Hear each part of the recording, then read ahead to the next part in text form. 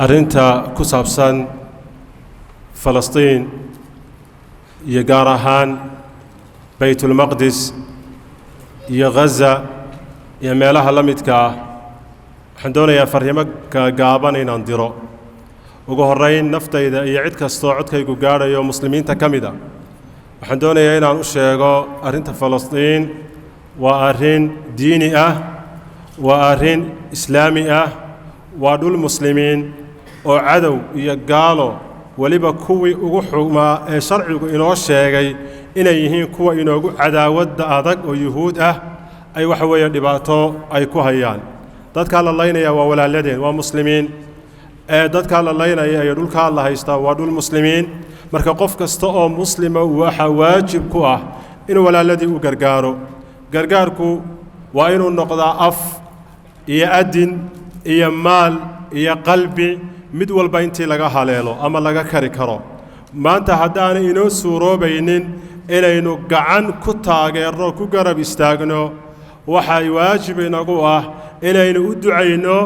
qalbiga ka taageero afka aynu ka taageero taasi markaa waa fariin aan dirayo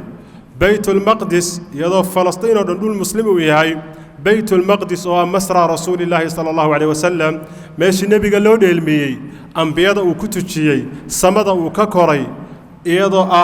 oo waliba thalithul masajid saddexda masaajid النبي يقول عليه الصلاة والسلام لو مرة حليست إلا صدح مساجد موياني أيو كمدي هاي صلاة اللي قلت كذا أنا فضل الإرادة أي لا ديرتاي مساجد هذا كلام هل كوحن إير براروتشينيا بيت المقدس حرم معها حرم كمسلمين تو أي قانون الشرع وكسو أرورتي ومساجد كأما حرم كمدينة أي حرم كمكة وأنا باتفاق المسلمين مسلمين تستيقوا فقسين مركا لغا ريبو خلاف ير وادي وجمه اللي هذا الطائف ودو اي كتل مامنو حديث ضعيف كسو ارورين حرم تahay كاسينا waxa weeye wujuudu ka cadami marka waa baraarujin حرم ما أهل لكن waxay kamid tahay masaajidada muqaddaska ee muslimiintu ay leeyihiin fariinta koowaad waa taa fariinta labaad waxaan u dirayaa dadka xukaamta ee muslimiinta iyo cid kasta oo gaala nafci ka sugaysa gaala xaalkeedu waa ka ilaahayna waa inooga waramay inay cadow inoo yihiin haday jaanis inoo helaana ina baabi'inayaan ba ilaahay subxaanahu wa ta'aala inoo marka ku qoosta caalamkaas maanta hadii gaal meel lagu dilo waad ogtihiin oo qayradu siday u kacdo maantana waxa la dhacayo dawladihii sheegan jiray awoodda waxa weeye way garab taagayna waa way taageerayaan taasi waxay noo tilmaamaysaa inay isku khaarad ku wada jiraan marka taana fariin ay u tahay dadka xukaamta muslimiinta inay ilaahay ka baqaan oo qadaayaadka iyo arrimaha muslimiinta ay taageeraan fariinta saddexaad waxaan u dirayaa dadka ka kalluumaysta filmiyaahil akir biyahan dhooqaysan iyo dhibkan intay walaaladood isgarab taagi lahaayeen ka kalluumaysta iyagoo u jeeda inay cid ay ishayaan ay kaga faa'iideystaan jaaniska waana laba qolo waxa weeyaan halkii la doonayay inay muslimiinta u gargaaraan oo af iyo adinba u gargaaraan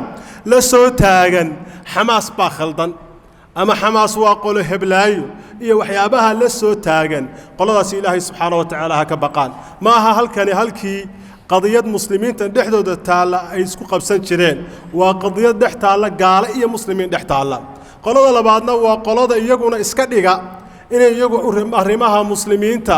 kaligood ka taliyaan oo kaligood u damqadaan culimada muslimiinta iyo طلاب العلم aflagaadeeya labada qolana waxaan leeyahay ilaahay ka baqa halkani ma aha meeshii cid aad is haysaan aad kaga argoosan jirtay waxay saaya gaal iyo muslim ugu dambayn waxaan leeyahay dad iyo haw muslimiinta aakhir zaman baa lagu jiraa gaal iyo muslimna meel ay ku heshiiyeen ma jirteen diintiina ku fara adayga oo ilaahay subxaanahu wa ta'aala ka baqa dadka muslimiinta ayna haysu gargaaraan haysu la damqadaan ha istaageeraan wallahu ta'aala a'lam wa sallallahu wa sallama wa baraka ala abdihi wa rasuuli muhammad